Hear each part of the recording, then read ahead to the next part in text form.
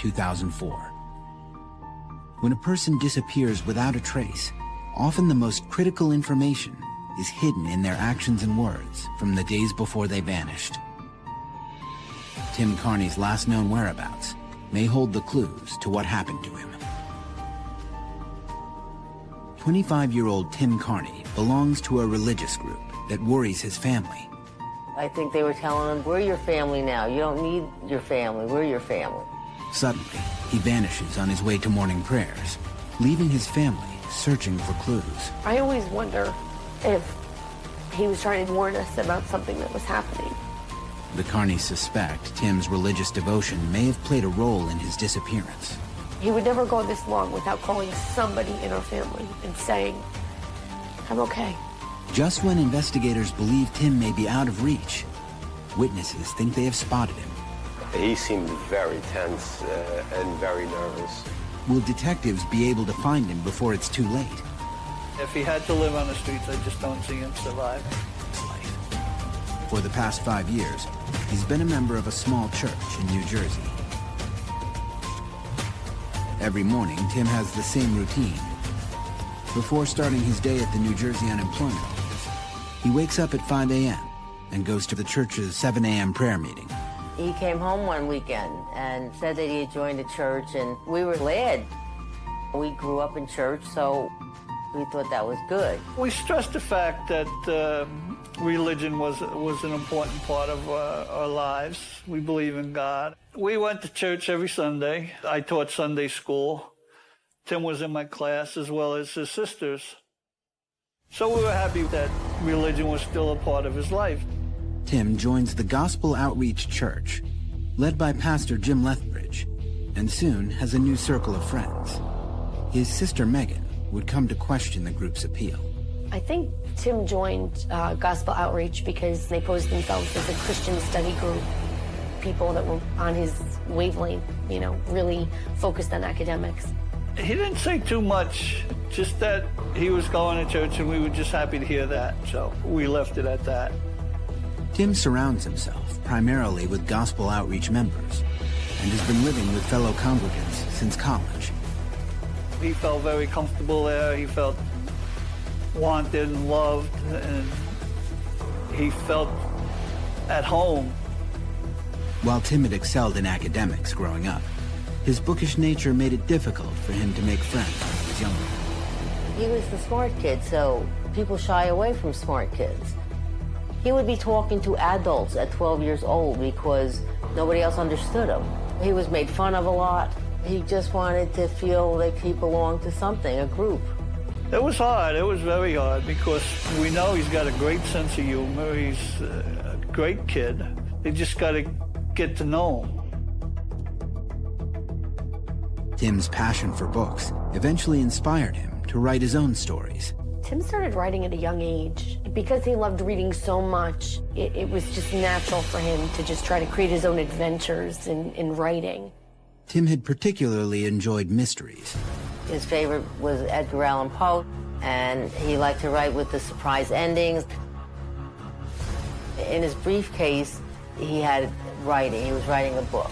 Tim was pretty secretive with his writings. Once he felt like something was perfect, then he would share it. But before then, he was pretty protective of his writings. He would keep them in like a briefcase.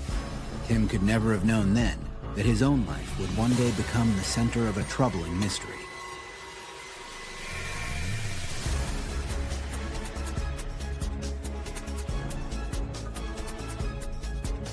On September 28, 2004, an average Tuesday, Tim's day begins as usual. According to his roommate Roy, also a member of Gospel Outreach, Tim wakes at 5 a.m. to go to the 7 a.m. prayer meeting. But on this day, Tim's morning unfolds differently from his normal routine. His fellow church members report that Tim never arrives at morning prayers. Even before his disappearance, Tim's family is uncomfortable with the way Tim makes church activities the central focus of his life. Whereas before he would come down and join us for church on Sunday as a family, Now, he did come down. He had to leave right away to get back to the group. It was more about, I got to get to Bible study, or I have to get to men's group, or I have to get to choir. It was mandatory for him to attend. Family members worry that Tim's religious commitment is pulling him away from them. Well, there was a big change in Tim. He didn't come around as often. He was very secretive. He wouldn't communicate with us. And that was tough, because before that, we always had a good communication. It was just really out of character for him, just not like him to miss a family function or to not call. And it was happening more and more frequently. I didn't like what was happening. I didn't like that he couldn't be with us. Every time he had to go somewhere, he couldn't go by himself. When my sister was in the hospital, he would come down to see her, but he always had somebody else with him. And they made a statement once where it's like, well, we wanted to make sure there was a real Aunt Kathleen. Phyllis Carney sensed a pressure on Tim to distance himself from his family. I think they don't want you to talk to anybody else outside the group, because they always said, well, don't tell anybody about us because they won't understand. Rick Ross is consulted nationwide by families and law enforcement. He has made a career studying religious groups, including Gospel Outreach and Pastor Lethbridge. In my experience, the families that have loved ones in Gospel Outreach have very limited communication. When a group isolates members, they do that in order to create a kind of bubble. If they can control everything that goes into the mind, they can control the mind itself. So by isolating people from family members, they create an environment in where what the group wants them to think and feel is constantly being reinforced. I think they were telling him, we're your family now. You don't need your family. We're your family. Well, churches bring people together. They don't tear them apart. Tim's family notices that his devotion to gospel outreach and to the teachings of Pastor Lethbridge seems to have a physical effect.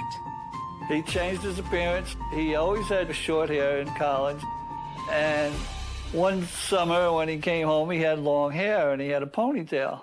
We didn't think much of it. Actually, it looked good on him. But then one Sunday, we went and sat in on a church service, and lo and behold, their minister happens to have long hair and a ponytail.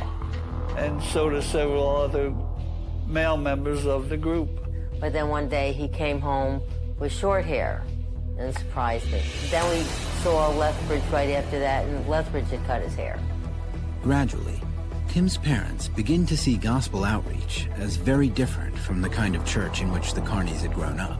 We had gotten a phone call from parents who have a son in the group also, and they had some concerns about the church and they wanted to talk to us about it. That's when everything kind of fell into place. Things that we joked about, we thought was kind of funny, but once we started talking to these people, it wasn't funny anymore. It was serious. We know he's a smart boy. We didn't think he'd be sucked into a group that would influence him like they did. In 2003, the year before Tim disappears, his ties to gospel outreach grow even stronger when he begins seeing a woman who is also a member of the congregation. He came home and said he was courting. That's the word they used. I said, well, what kind of word is courting? I wasn't, they don't use that word anymore. That's such an old-fashioned term that was a little strange too, I thought. Tim's family was bewildered by his dating rituals. They could sit next to one another, but they couldn't hold hands. If they wanted to hold hands, they had to hold a fork. She held the fork halfway, and then he would grab a fork the rest of the way. And that was their way of being with one another. They couldn't touch. At Tim's college graduation party, his sister Megan noticed that some members of gospel outreach seemed to have more conservative customs than other couples she knew. There was 3 people watching TV. and the couple that was supposed to have been together weren't sitting next to each other on the couch. There was somebody in between them. It seemed like none of the girls could ever be alone with their significant others. There always had to be like a person watching to make sure that they were following the rules. When his parents bring up what they perceive as the church's strict doctrines, it becomes a source of tension in the family. We try to avoid talking about the church because then that only goes into an argument, and then we start yelling at one another. He was constantly trying to prove to us that it was a legitimate group, or it was a good group, or that there was nothing wrong, that everything was fine and happy. I think part of that is that he wouldn't want my mother or my father to worry. But part of that is almost as if maybe deep down he knew that some of the things that they were doing weren't how we were raised or how we grew up. All the Carneys knew of gospel outreach was what they heard from Tim, that it was a Christian fellowship devoted to studying the Bible. Despite his family's concerns about the strict lifestyle that gospel outreach seems to require, Phyllis Carney sees Tim's relationship having a positive impact on her son. Oh, he seemed very happy. He really did. He seemed very, very happy with her. I mean, he brought her to the family Christmas party. If he's happy, then you're happy. But about 7 months after Tim's relationship begins, the Carneys learn some disappointing news. One day he just came and said they had broken up, and that's all he would say. Looked like he was upset about it, but he wouldn't talk about it. And that was it.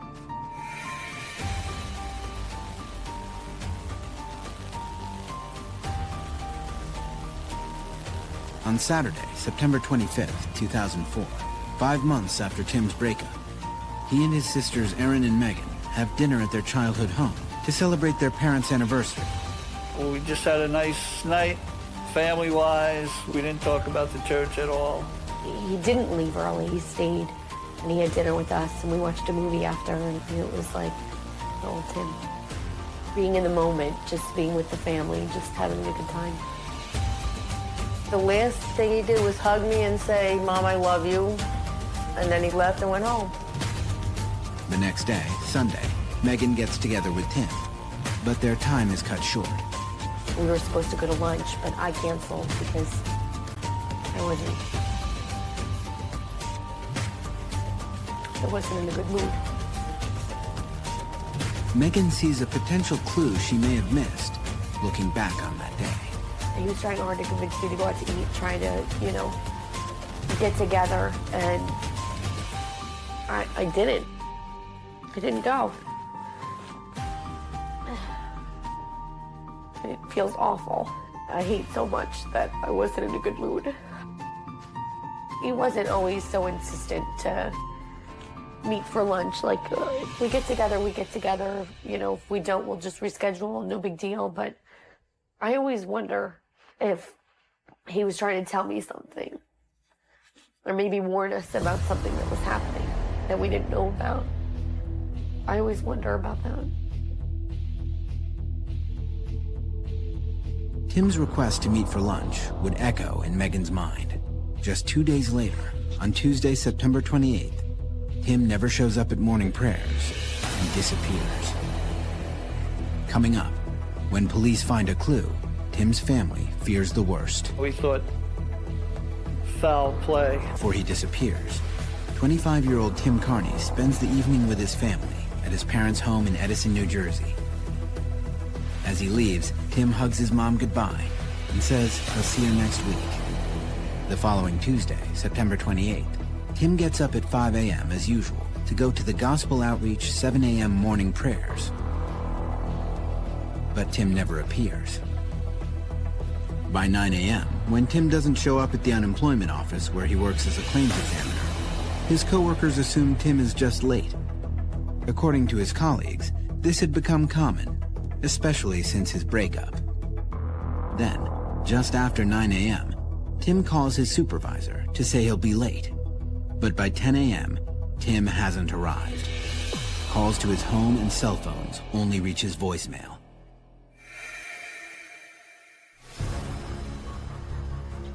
The next day, the Carneys get a call every parent dreads. His roommate Roy called and wanted to know if if Tim was at our house because he didn't come home that night.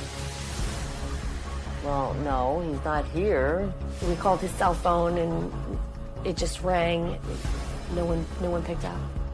Alarmed, Phyllis and Ed Carney file a missing persons report with the police in Butler, New Jersey, where Tim lives. When detectives search his home, they find no indication that Tim was leaving for longer than just a normal workday. Detective Colleen Pascal is on the team investigating Tim's case.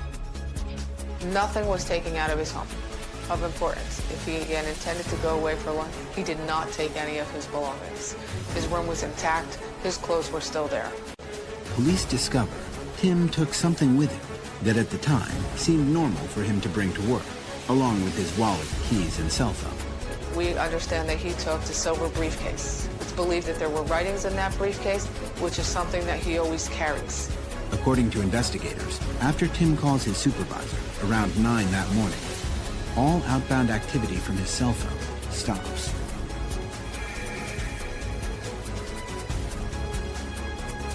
On Wednesday, September 29th, the day after Tim vanishes, a clue appears. We received information that somebody had found a wallet. A patron at the Lyndhurst Diner spots Tim's wallet in the eatery's parking lot. The restaurant is on Route 23, halfway between Tim's apartment and his office. Police learn from the diner's employees that someone matching Tim's description used to eat breakfast there often. Unfortunately, by the time police received the tip about Tim's wallet, it has already been sitting at the diner for several days. When the wallet was found, they called the phone number that was in his wallet, and his roommate obtained the message, but the message didn't get to the police that day. The police didn't find out about the wallet for quite some time. They could have questioned people a lot sooner instead of quite a few days after. Police canvass the area around the diner, but find no leads.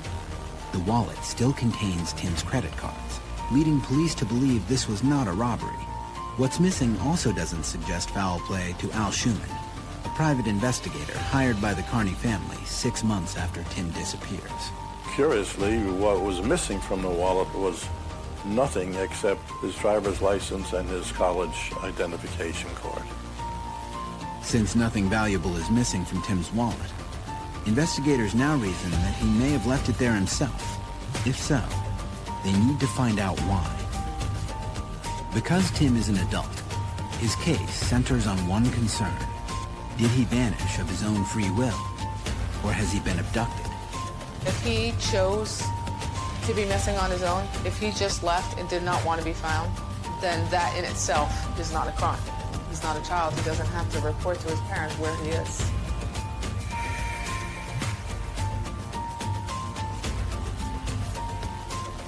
Three days after Tim vanishes, there's a new development. In Newark, about 35 miles from Tim's home, construction workers discover an abandoned car. When police respond to the scene, they determine that the car belongs to Tim Carney. When they found this car, we thought foul play. So we were very worried at this point that something terrible had happened to Tim, because they thought, well, maybe they found his body there also. And they said, no, it's just a car. There's no sign of Tim. Once again, the investigation takes an unfortunate turn. By the time police get the call, it has been almost a week that Tim's car has been at the construction site. That's where the city of Newark and the city of Elizabeth meet. No one was notified right away about the car because each township felt it was the other township's issue. So it had gone quite a few days without anybody contacting the police regarding it to even notice that, wow, that car belonged to somebody who was declared missing. The construction site sits on a dirt road off the main highway. It's virtually unreachable by foot. We didn't know what to think because, like, well, if his car's there, then how did he get out of the spot? It's in a remote spot. It was very far to walk to anywhere. Investigators find little that indicates what may have happened to him. It had been raining, and so any clues that there were there, whether it's footprints or whatever, were washed away. No forensics other than his was retained from the vehicle. There was no sign of struggle, no evidence led any of the investigator officers to believe that there was foul play. It appears that the vehicle was just abandoned. But detectives do notice one thing notably missing from Tim's car. He always had this briefcase with him, and they didn't find it. Since police find no sign of foul play from Tim's wallet or car, and the briefcase that had always been by his side is now missing, detectives believe that Tim may have disappeared intentionally. The discovery of Tim's car gives Tim's loved ones some hope, while also raising some unsettling questions. Why would he ditch the car? I mean, all kinds of thoughts go through your head. It's like, did he get hurt? Did he walk somewhere? What's the next step? Where do you go? Where should we go look? Any bit of hope, you go running to it. You have hope that you'll find him. Even though the car itself doesn't provide any leads, investigators do find one important clue. The construction site is right by Newark International Airport. Coming up, Tim's family suspects he may be in trouble. He would never go this long without calling somebody and saying, Year-old Tim Carney has been turning up after he disappears on Saturday, September 28, 2004. Tim's wallet is spotted in a parking lot the next day. Then, police find his car in a remote location about 35 miles from his home. There are no signs of foul play, but they do notice that his briefcase is missing. His briefcase, containing his writing, was the one item Tim was known to always keep with him. Since Tim's car is abandoned near Newark International Airport, police reason he may have boarded a flight. Tim's father, Ed Carney, believes that his son could have headed to Canada. We thought he might have gone to Canada because he knows people in Canada. He speaks French fluently. He had 7 years of it in school. At the time of Tim's disappearance, a driver's license was sufficient travel documentation for U.S. citizens to enter Canada. Since Tim's driver's license was missing from his wallet, it's possible he could have crossed the border. Phyllis Carney believes her son may have been looking for a way out of what they saw as the restrictive life he led as a member of the Gospel Outreach Church. If Tim was going to leave the church, I don't think he would have told us. And so I think he might have thought in order to leave the church, this was the way to do it. The pressure might have just gotten to him. Initially, Tim's family wants to believe their only son will soon return. We thought maybe he's got to clear his head, and then we'll see him again. But as the days stretch on, the Carneys also find something troubling in Tim's disappearance. Even if he left of his own free will, they wonder if something may have happened to him. I just know my brother enough to know that he would never do this to my parents. And we were a pretty close family. He would never go this long without calling somebody in our family and saying, I'm okay.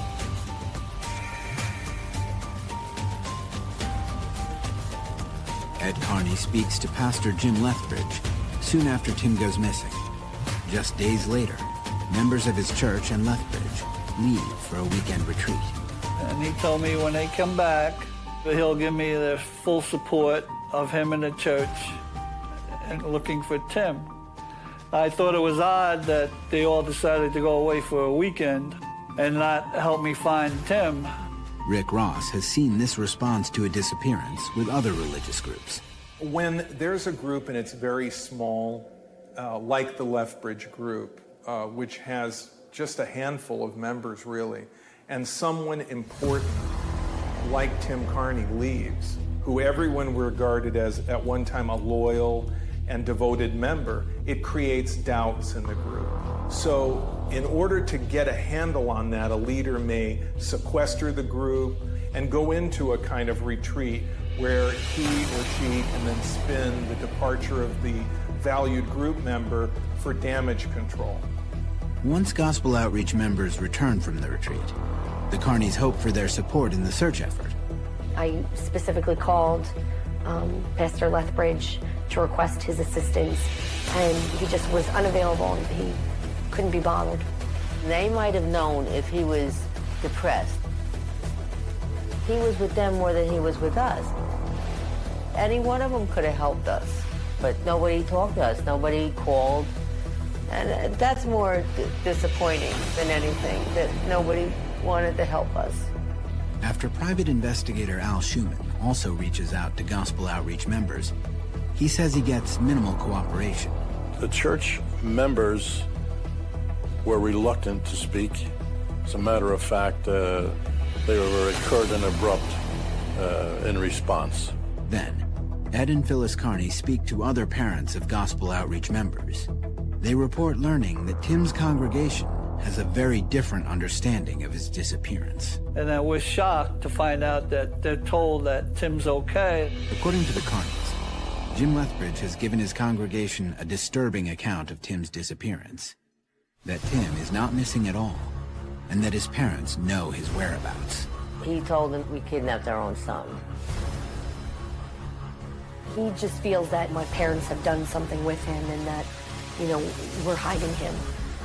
We're certainly not hiding him. We're trying to bring him home. Still pursuing the theory that Tim might have boarded a plane, investigators examine travel manifests in the hope of finding Tim's name on a flight out of Newark. Their search comes up empty, as do Al Schumann's inquiries with Canadian authorities. I contacted the Royal Canadian Mounted Police.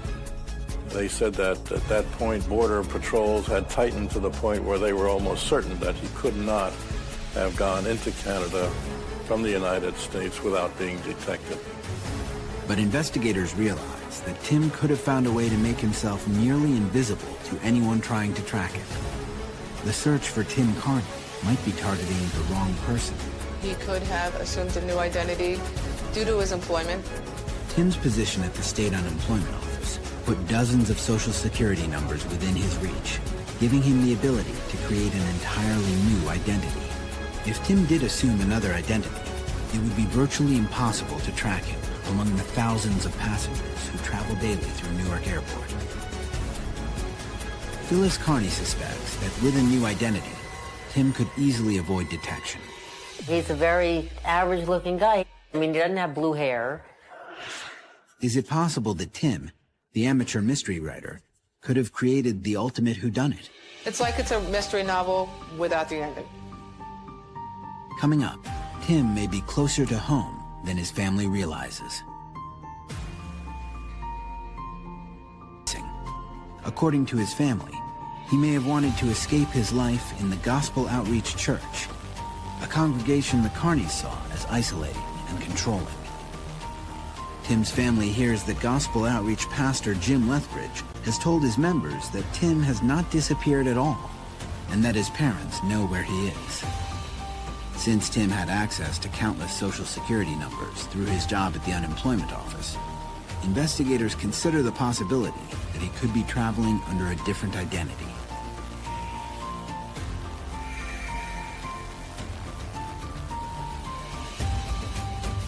Police get a lead that heats up the local search again. Since his disappearance, investigators have been monitoring Tim's bank account and credit cards. For 3 days, the accounts have shown no activity. But suddenly, on the 4th day after Tim goes missing, bank surveillance images reveal a man accessing Tim's checking account. On October 2nd, there was an image taken of the male party withdrawing money from his account.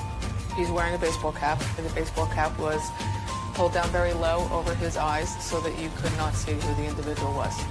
Clearly, the individual is trying to hide themselves from the camera. The bank is located about 7 miles from the construction site where Tim's car is found abandoned, and about 24 miles from his usual branch. The man in the surveillance image hands the teller a withdrawal slip in the amount of $1,000, just $100 short of the entire balance in Tim's account. When police interview the bank teller, she reports a curious observation. The person making the transaction had a red, splotchy rash all over his hands. I knew it was him.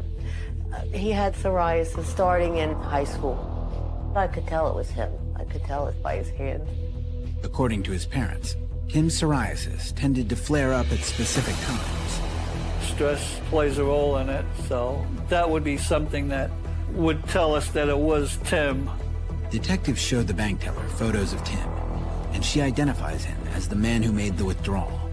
Upon inspecting the withdrawal slip, police discovered that it includes Tim's driver's license number as proof of ID. The evidence confirms investigators' belief that it was Tim making the transaction. When authorities checked the bank's surveillance images, there is nothing that suggests Tim was being forced to make the withdrawal. The individual who was there did not appear to be under duress. But Tim's sister Megan isn't convinced that the man believed to be Tim was acting alone. There was no parking lot shots to see if he was by himself or with somebody else. Without his car, it would have taken Tim over 2 hours to walk from the construction site near Newark Airport to the bank. Investigators believe someone may be driving him around. But the question remains, even if Tim is with someone, is he in trouble? Authorities examine Tim's financial history for clues to his disappearance. What they find surprises even those closest to him. Tim had approximately $20,000 in credit card debt, a huge sum for anyone, particularly a civil servant making around $35,000 per year. He did not have a lavish lifestyle. He lived in a local apartment complex.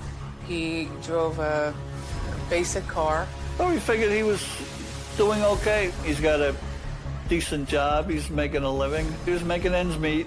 Tim was the last person his family would expect to be in debt.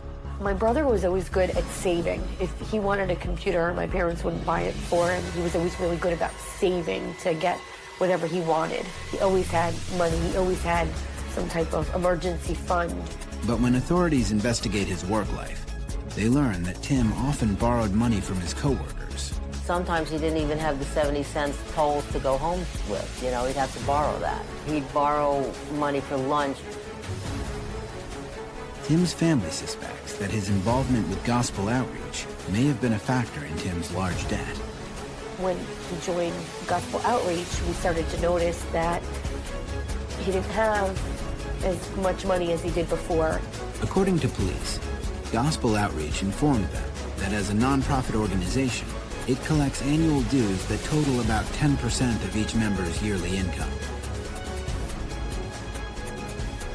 The Carneys believe Tim may have felt pressured to give Gospel Outreach more than just 10%. He was giving a lot to the church. He got a part-time job also on top of his full-time job. We didn't realize the income that he had, it just wasn't enough to live on after all that he was giving to the church. I do believe that he may have had to pay using credit card debt and things like that to remain a part of this congregation. According to Tim's family, the impact of his contributions to the church was evident. I just remember a conversation with my mother and my brother. My mother telling him that, you know, he needed new shoes. And I remember my brother getting upset and telling her that you're expected to give 10% or more than 10%. 10% seems to be the minimum that they were expected to give to Gospel Outreach and Pastor Lethbridge. Still, investigators have no way of knowing whether finances, church-related or otherwise, play any role in Tim's disappearance. With no new information, the search for Tim Carney begins to look bleak. What makes it disturbing is you have a whole lot of questions, but we don't really have any answers, nor do we have a way to find those answers because there are no leads. Coming up, witnesses say they've seen Tim. But is it him? And is he in danger? He seemed very tense and Mystery novels. And after vanishing on September 28, 2004, some evidence suggests that Tim may have written himself into a mystery of his own creation. Police find Tim's wallet and car within 1 week of his disappearance. They establish that neither the wallet nor his car show signs of foul play. Then, a man looking like Tim appears on bank surveillance footage, withdrawing nearly all the money in Tim's checking account. With hopes that Tim might still be nearby, the Carney family works tirelessly to find him. I was passing out flyers, various businesses and restaurants along Route 23, the corridor where Tim would drive his car to and from work.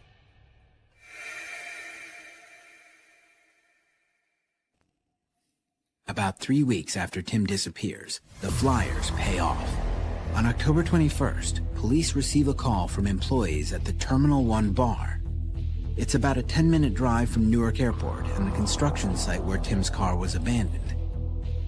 They report that somebody matching Tim's description has been seen at the bar in recent weeks. Ignacio Pinto, the owner of Terminal 1 Bar, remembers the man on the flyer specifically for what he didn't do. He never consumed any alcohol, which is one of the reasons that it stood out to me. I mean, being the owner, I'm looking for people to always be drinking. He drank water every time. Apparently, he also drew attention for being an unusually reserved bar patron. What I remember about him the most is really the look in his eyes. Like he had a lot of inner turmoil, and he had a lot of stuff that he was just, you know, in his mind that he was thinking about. I mean, most people come to a bar, they come to sort of, you know, let loose, and he was anything but that. His look, his energy was saying, leave me alone. He seemed very tense and very nervous. If this was Tim, he didn't seem to be a man on the run. He didn't look like somebody that was homeless. He was fairly well dressed. He wasn't dirty in any way, but he was always dressed the same. Pair of slacks and a button shirt. Sort of office wear. Looking back now, I think he was just killing time more so than anything. I think he probably didn't have any other place to go to, and this was sort of a place for him to spend some time. Ignacio recalls clearly the last time the Terminal 1 Bar had a visit from the man he identifies from the flyer. We had a problem with him, which I believe was the last time that we saw him here. After keeping to himself for about 2 weeks, the normally quiet customer shows a sudden change in attitude toward a female bartender when he accuses her of stealing his wallet. He caused a ruckus because the bartender said, you know, look, you gonna buy a drink or not? And then he accused the bartender of stealing his wallet and just making a scene at the bar. My bartender wanted him thrown out because he was rude and said something that was inappropriate, and he tried to reach and grab her. And we just asked him to leave. He left. He didn't really put up a fight. He just took off, and we never saw him after that. The report of this incident leaves the Carney family concerned about Tim. He's not a confrontational person. He didn't like fighting with his sister. He didn't like fighting with anyone. That's not the Tim that we know. I don't know if he was doing that to bring attention to himself, that he wanted to be found. With the unusual sightings of Tim, the Carneys consider the frightening thought that perhaps he might not be able to find his way home. We were thinking at that point he might have hit his head and maybe he didn't know who he was. And we went everywhere we could think of, because if something did happen and he didn't know who he was, I'm sure your whole personality changes. The Carneys continue their search, hoping Tim might still be within reach. We gathered a team, and every day, every night, there were teams working on different things. One team would go out to homeless shelters or hospitals or supermarkets to put up flyers, and others would go to just local businesses and just people on the street. Ed Carney believes that despite Tim's education and intellectual strengths, he would be no match for a life on the streets. He's not streetwise. He would be taken advantage of so easily. If he had to live on the streets, I just don't see him surviving. 2 weeks after Tim Carney vanishes, his family must face a sad reality. Tim is really gone. We went to go clean out his apartment because his lease, it was up. I think it was particularly difficult for my parents. My sister and I kept having to reassure them that everything would be okay. It was just stuff. It really didn't matter. What mattered is finding him and bringing him home, not how many shirts he had in his closet or what was on his. Today was a sucky day, but at the same time, it makes me laugh so hard. I know that if he was my boyfriend and was in love with me, I know he would be amazing.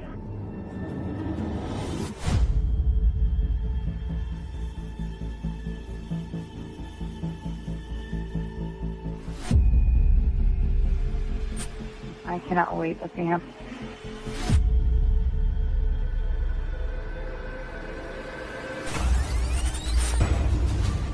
I texted asking if she was okay, and she never texted back.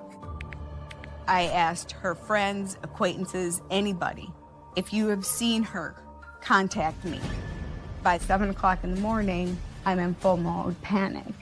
And then I told her, we need to go to Grand Rapids. It was like time stood still. We knew something was wrong. That's when I see blood. I'd yell at my girlfriend, call the cops, call the cops. I opened the bag, and there were human limbs inside that bag.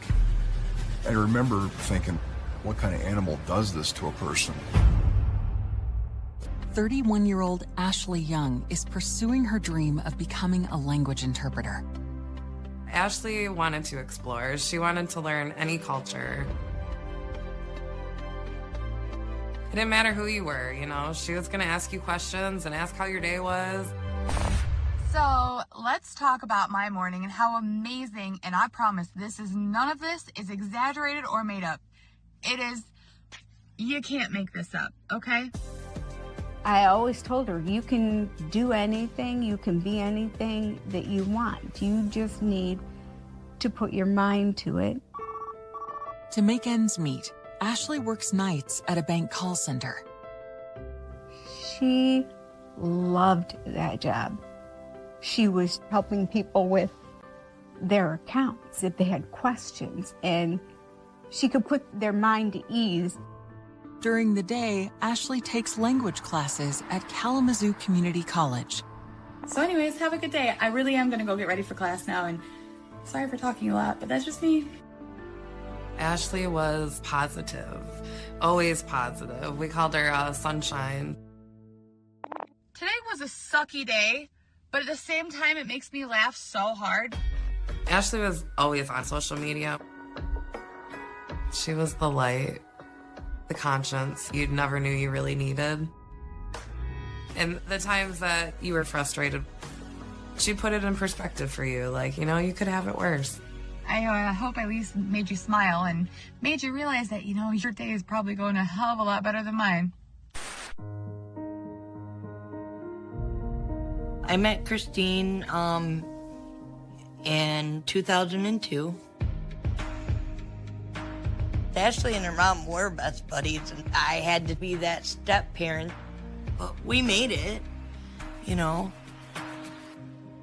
Ashley was just lovable and joyful.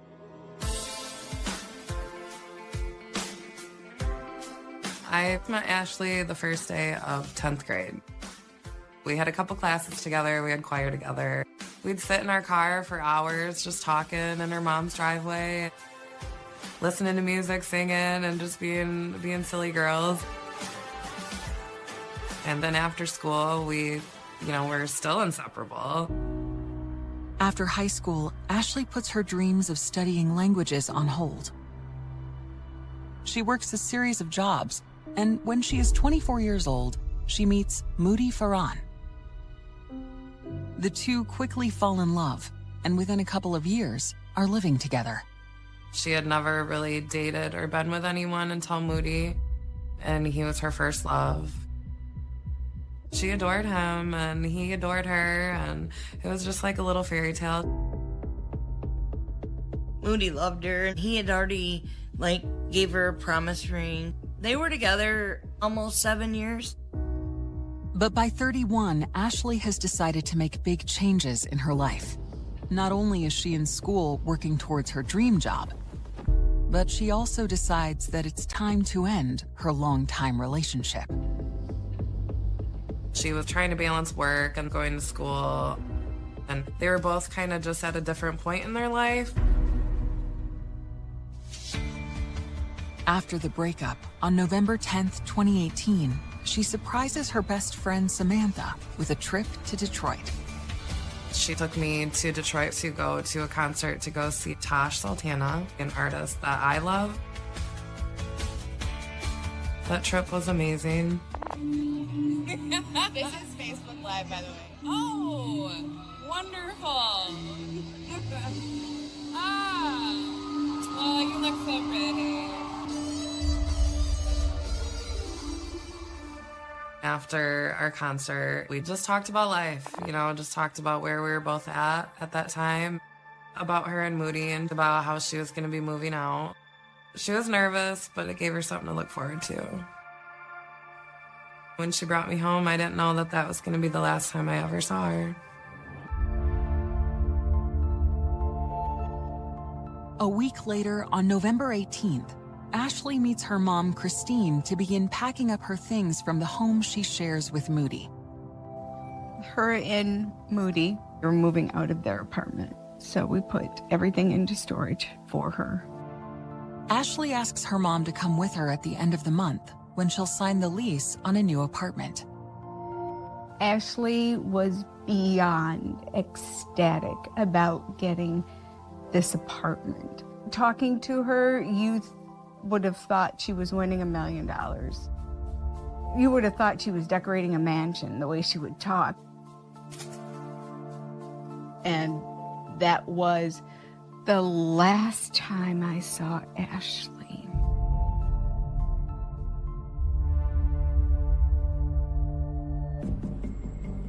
On Wednesday, November 28th, the night before Ashley is scheduled to sign her lease, she goes out for the evening. Ashley checks in with her mom, but does not say where she is headed or who she is meeting. The last time I got a message from Ashley was at 5:55. And she said that she was almost to her destination.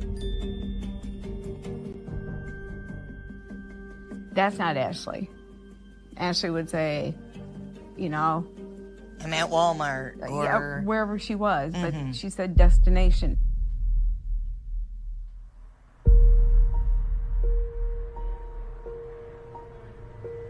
The morning of the lease signing comes, and Christine does not hear from Ashley. I sent her a message first thing in the morning. I'm like, where are you? Where are you? And all day, I'm not getting anything. There was something wrong. I called Ashley's work, but nobody has heard from her. And that's when it starts hitting me. Where is she? And it just snowballs from there.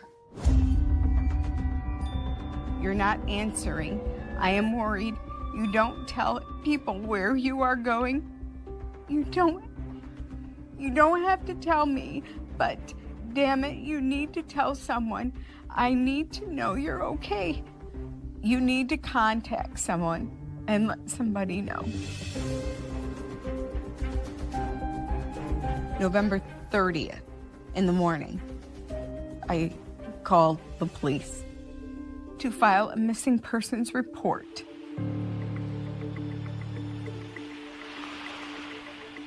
Officers talked to some people that were close to Ashley to see if they knew where she was or could account for her whereabouts, and they could not. When we get a missing person report and the person happens to be 31 years old, that could mean a number of things. Maybe the person doesn't want to be found or is just away with friends and having a good time. So it's generally not assigned to a full-blown investigation at that point. But Ashley's loved ones have a sinking feeling something is wrong. And they know that this is all happening in the wake of a big breakup. When she broke up with Moody, I think, Moody didn't really want it.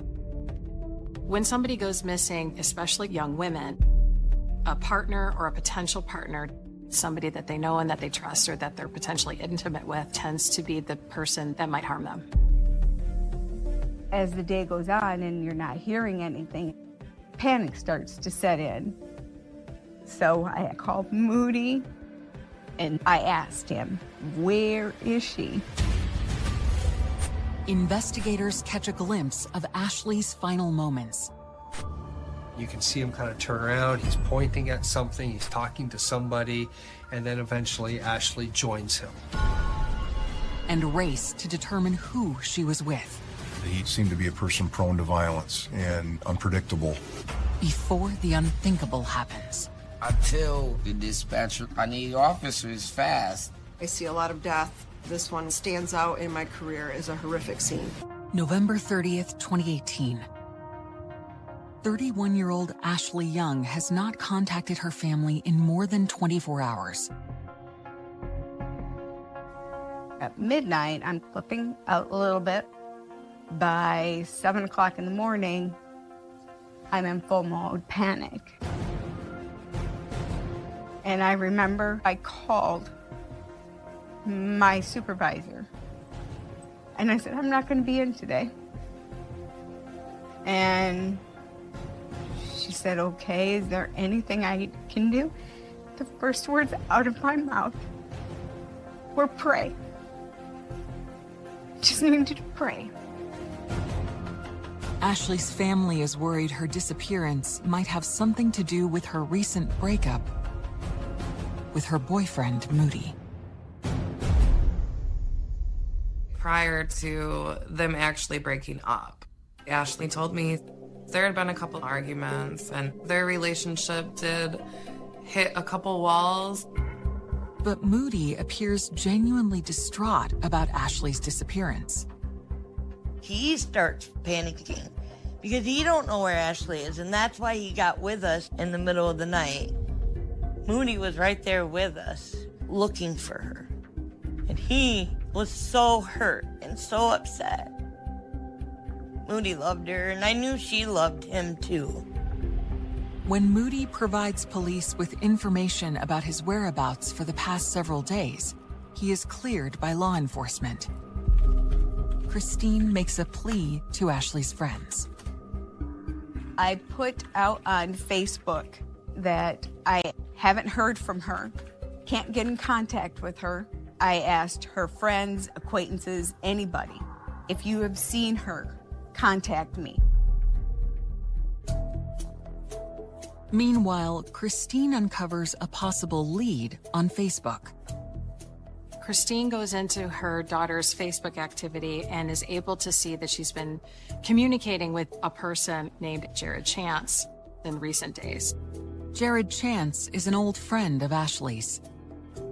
6 years ago, they spent a lot of time together hanging out as friends. There might have been an attraction there, you know, but Ashley was not that type because she was in that relationship with Moody. And then Jared disappeared. So she never heard from him in 6 years. During our trip to Detroit to go to the concert, she had said that he was really reaching out. They started talking more and more, and then Jared called her because he needed a ride home. And so she went and helped him. And so then he wanted to take her out as a thank you. In the wake of her breakup with Moody, Ashley has just begun to dip her toes into the dating pool. She was texting me about having feelings for Jared, just asking for advice on what do you think I should say? Should I say this or should I say that? And yeah, I just want to get it perfect.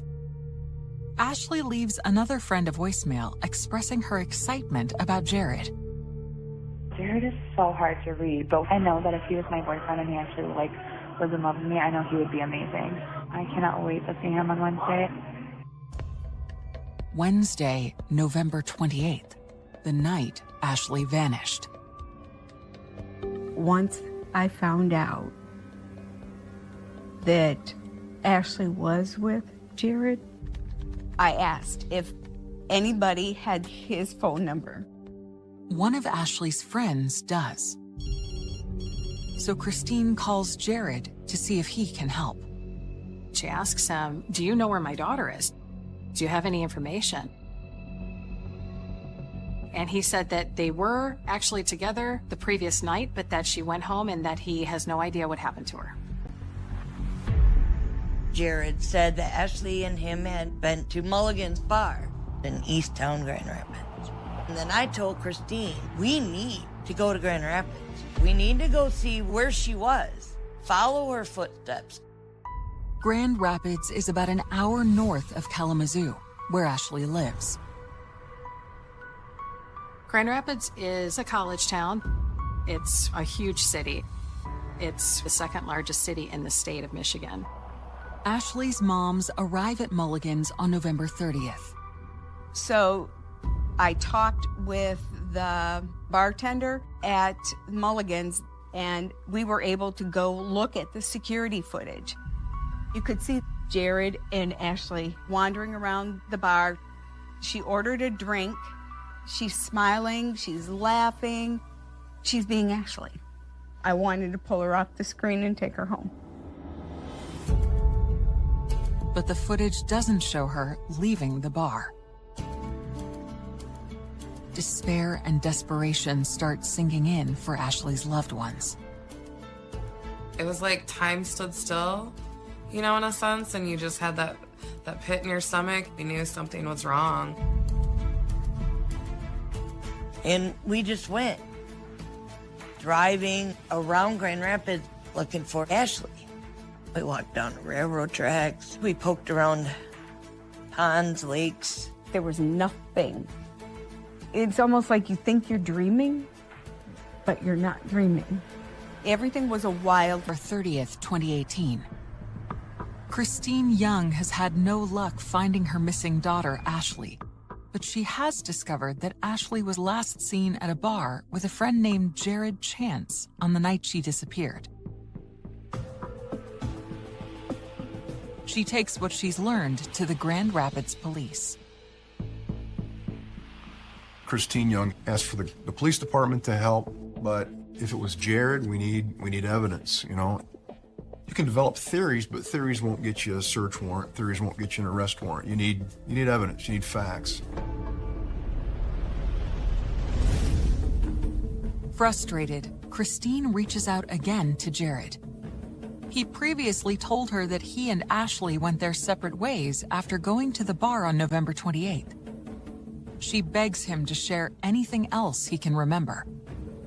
And that's when he told me about Demetrius. Jared says Ashley was talking to a guy he knows named Demetrius Taylor that night at the bar. The relentless mothers track him down.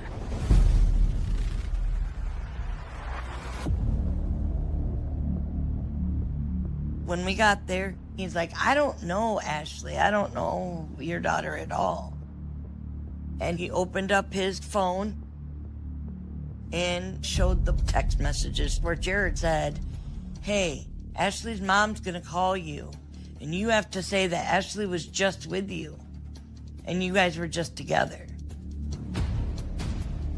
And Christine was reading it, and she's like, no. Demetrius said, you can copy it, give it to the police, whatever you need to do.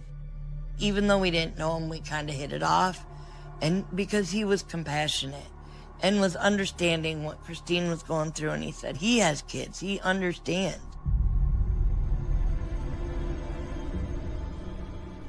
After that point, I think everybody kind of knew that we just didn't get the whole story from Jared. It just became more and more plain that Jared was trying to stall. I had always told her that I didn't think that he was good for her. I didn't think that he necessarily had the best intentions for her, or that he knew how to be a good man. Christine and Dana decide to head to Jared's apartment to confront him face to face. That same afternoon, a resident of downtown Grand Rapids makes a shocking discovery. I was living in Grand Rapids on Franklin Street. 2 apartments downstairs, single father, custody of my 12-year-old daughter. My girlfriend had been complaining about a bad smell in the apartment for, about a day and a half. And me, I'm thinking, it's dead mice in the walls or something. But the smell was definitely strong. My cat runs in the basement. So I had to go to retrieve my cat. So I opened the door so the light from the day could shine down into the basement so I could see.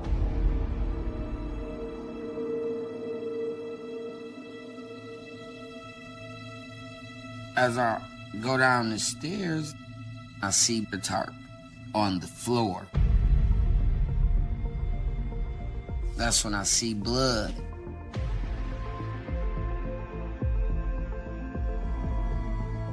I make it to the top of the stairs at full speed. I'd yell at my girlfriend, call the cops, call the cops. Our house been having a real bad smell lately. So I just went in the basement, opened the basement door, and there's a tarp, and what looks like it could be blood leaking from it. And I want the police to come here ASAP right now and look at it. Alright, there's so-and-so lower level apartment? Yes. I'm not the smartest man in the world, but there's blood, there's trouble. I'm thinking I'm a father. Like, I have a daughter at home. Like, I need officers fast. Please, sir, somebody right now, because I don't know what it is, but it looks like blood is leaking from it, and I'm not going to touch the tarp or anything like that.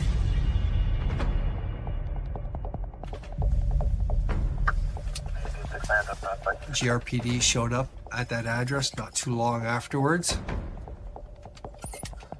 Like most police agencies, you know, they all have body cameras on now. Okay. Okay. Where are we going? Share basement? And so we're able to watch the officers go into the basement.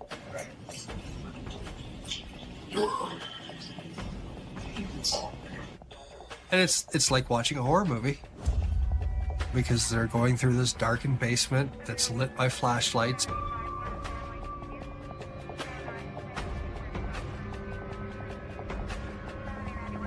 They look at the tarp and see something that they will never ever forget. Bring back out. Let's just get in there. Let's just get in there. On December 2nd, 2018, Grand Rapids police officers make a horrific discovery in the basement of an apartment building. I'm standing in the driveway like, oh, this can't be. You know what I'm saying? Like, this is not real, this is not real, this is not happening. The police asked me, can they search my house? Of course, like, please. Among the officers who respond is the detective who Christine has asked for help in her search for Ashley. By the time I got there, there were officers in front and back of the house, making sure that nobody went in or came out without us knowing it. Okay, the tarp is laying on the stairs, the last 3 stairs. I then entered the house, went down into the basement where this tarp was found. So this tarp was quite large and it had a zipper on it. I unzipped the bag and we then discover the body of a woman with the arms and legs and head missing.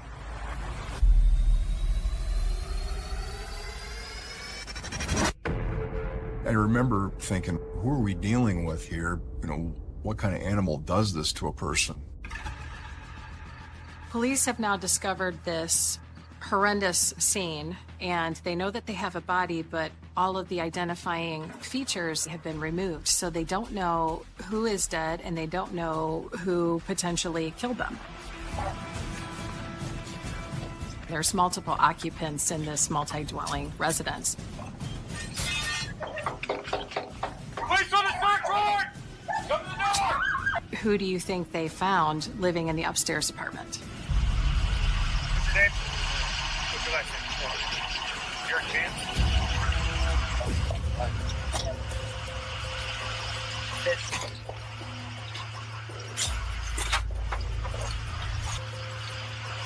Jared was secured in a police car and transported to our headquarters. It didn't take long to realize that this case was going to be different than most.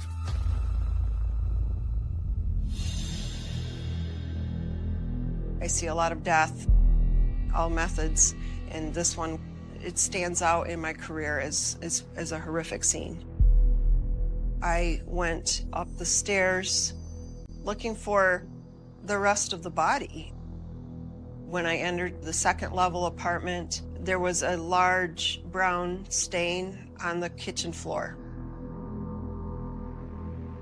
I look in the bathroom and noted there wasn't a shower curtain in the bathtub. I remember looking at one of the floor vents, and I pulled the grate off, and then I saw cartridges, small caliber. A lot of different areas that we found tested positive for blood. Clearly, something bad happened and somebody tried to cover it up.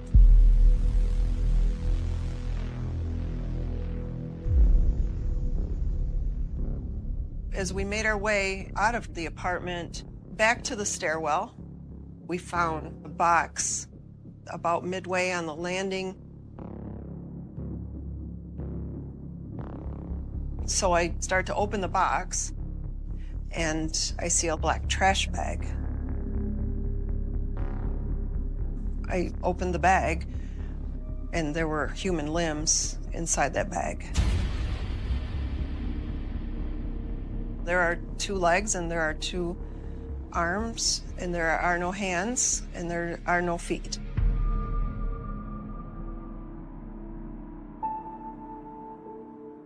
At that very moment, Ashley's family is headed to Jared's to confront him for sending them on a wild goose chase with Demetrius Taylor. They have no idea that it is now a crime scene. We pulled up at 6 o'clock and the yellow tape was around Jared's house. I was screaming at the officer that was stopping us from going any further. And I'm telling him, my stepdaughter's up there. My stepdaughter was with Jared. And he said, ma'am, I can't tell you anything. And I said, well, her mom's right over there. And the only thing he could say is, go tell mom not to leave. And I'm like, no, it can't be. It's not Ashley. It's not. I didn't want to believe it. The police explained that they were doing DNA because it was that bad. They couldn't recognize her. Without the confirmation from DNA, we certainly couldn't say these remains belonged to Ashley. But it was pretty clear to everybody involved that the remains were very likely to be, unfortunately, Ashley's. I just have to prove it. Police now have the one person who can explain the gruesome scene in their custody. So Jared was kept in our county jail, but the investigation doesn't stop. We found 2 spent .22 casings in the apartment, which led me to believe that this was a shooting. We'd also found out that Jared Chance did have a .22 caliber pistol that was now missing. So at this point, we have a body found in Jared Chance's house. At the same time, we have Jared Chance present in the house. We certainly would like to hear from Jared what happened. Police have discovered female remains in the building where Jared Chance lives. They need Jared to tell them if this is Ashley Young. Jared Chance was taken into custody and transported to our headquarters. So I asked Detective Fan and Detective Bray to attempt an interview with him. You hang tight just for a sec. We'll get your cuffs off, okay? All right. Want me to take them off, the cuffs? Or? Yeah, you gonna be decent with us? All right. Initially, Jared was somewhat talkative. You gotta stay busy, don't you? Huh? You gotta stay busy, don't you? Pretty much. He wasn't rude. Almost seemed like it was just another day. Didn't really ask why he was there. Hi, Jared. My dad just recommended me to just ask for the advice of attorney, and because I don't really know what the hell's going on, so I don't want to like sit here and talk about that may incriminate me or whatever in any kind of way, because I don't know what's going on. So I just don't want to say nothing right now. He exercised his right to counsel at that point and didn't tell us anything. So on the evening of December 2nd, Jared is charged with the mutilation of a body and concealing a crime. Our next step in our investigation is to utilize, every avenue we have for a timeline. We had phone records placing them together, 28th into the 29th, and then seems the activity stopped, and her phone, in essence, just disappeared. But Ashley had been seen at a pub with Jared Chance here in the city. By the time we found out that they were at Mulligan's, that video is gone. You know, local businesses don't keep all their video forever, but because of Christine's doggedness, she had already seen the video. Hoping for additional evidence to solidify the case against Jared, investigators combed through more footage from businesses near Mulligan's. So we did obtain video from a local business called the Pita House. And it's dated November 29th, and it's approximately 1:30 in the morning. It shows Jared walking in front of the business. There he goes right now, just kind of strolling along. And then, you know, a few seconds later, that's Ashley there. And once again, we see Jared walk into screen, and then eventually Ashley joins him. We know clearly from the video that Ashley is still alive on the early morning hours of the 29th. It was crucial in trying to pinpoint what her final moments were. We also found really crucial video at a party store, Miss Tracy's, which was in essence right across the street from Jared's house. Inside the store, we see Jared Chance purchasing alcohol and ammonia, a cleaning product. We suspected that some extensive cleaning had been attempted in the apartment, and then we just so happened to have Jared buying cleaning supplies that day. And then on one of the videos, we see that he's approaching, and we see him put something into the garbage bin right outside the front of the business. And of course, that's of interest to us. And that led us to then the dumpster behind the party store, which happened to have Ashley's purse in it.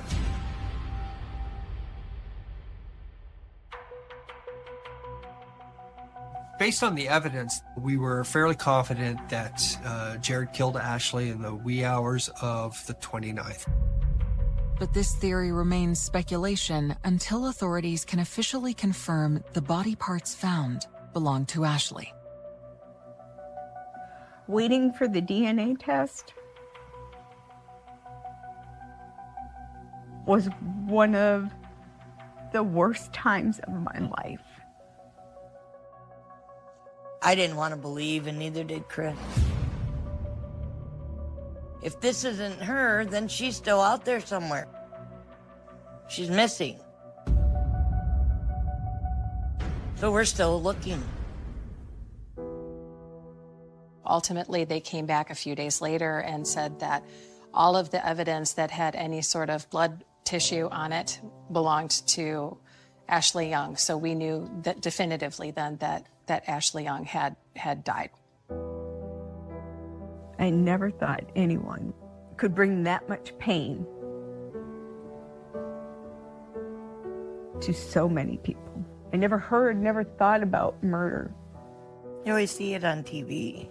And it's never going to happen to us. But it does. I just want to know where the rest of Ashley is. I want to bring her home.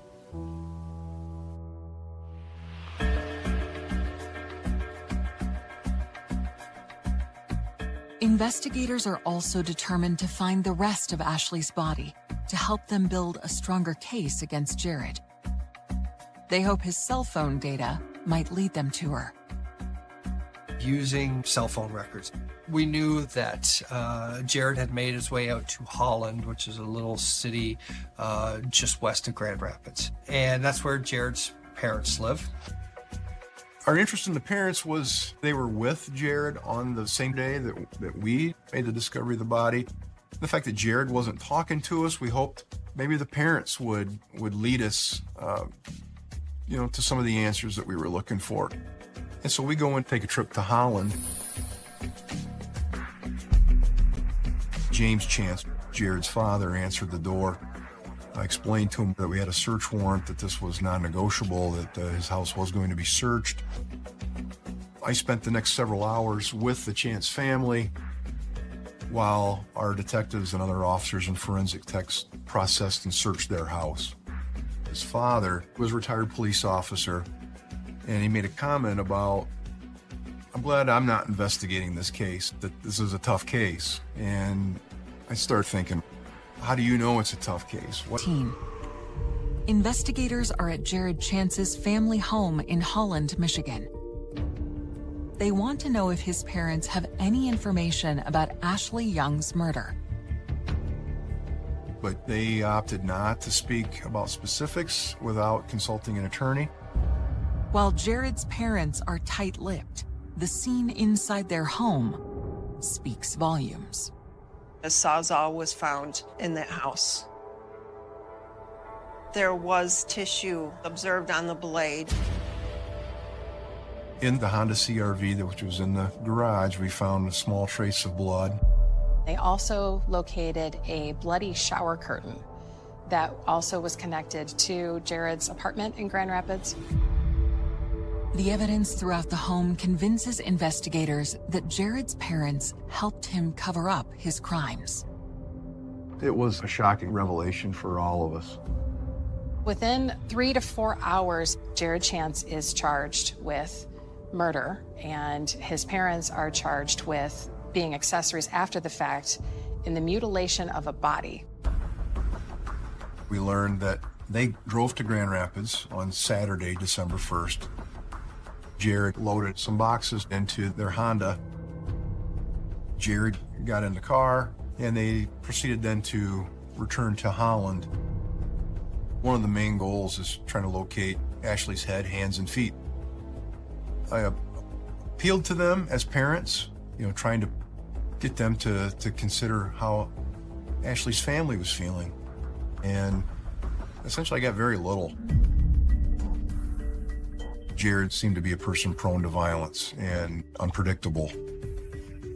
He seemed to be a troubled young man that had a lot of various problems and couldn't hold a job, didn't have very close connections to friends and family. Ashley wants to fix people, and I think that that's what she saw in Jared. She was the one person who actually wanted to believe in him and push him to do better. Ashley believed there's always good in everyone. But what she didn't realize is there's not always good in everyone. What changed? What flipped? From the minute that they were at that bar and having the night that they had to what he did to her in a basement.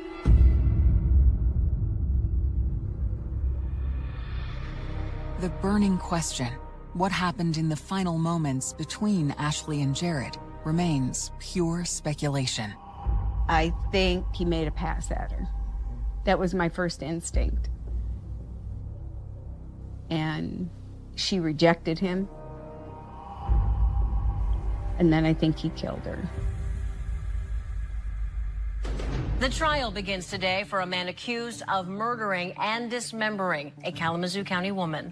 Whether it was showing these horrific photos to the jury, listening to the forensic techs who had to open up this box and find Ashley's limbs, throughout the entire process, Jared showed zero emotion the entire time.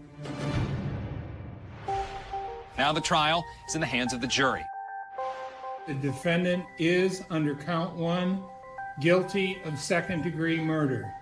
Under count 2, guilty of tampering with evidence.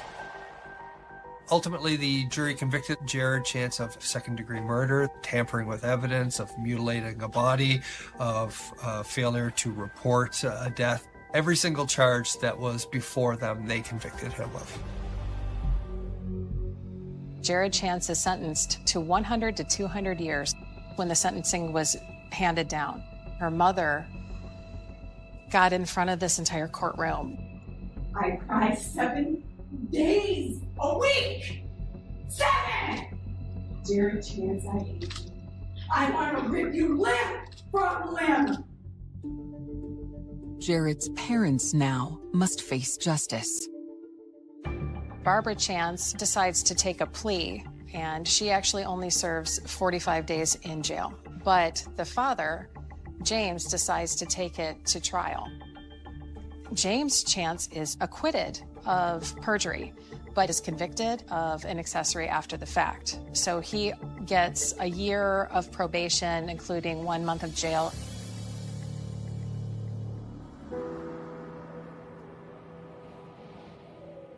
If they would tell us where the rest of Ashley is, we could bring her home. They owe that to her family. They owe that to her friends. Unfortunately,